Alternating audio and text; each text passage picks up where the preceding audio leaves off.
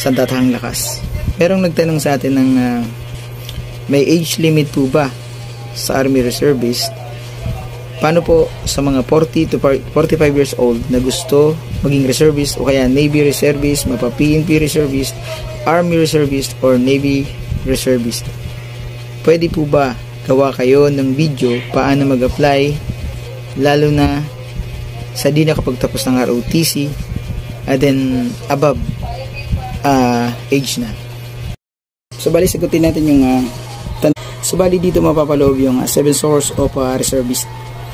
Dito yung una is yung ROTC graduate ka, then BCMT graduate or is BCMT, and then NDCP, World War II guerrilla, and ex-servicemen like ex-retired PNP, retired Army, or retired CAFGU. And then yung AFP, APARO.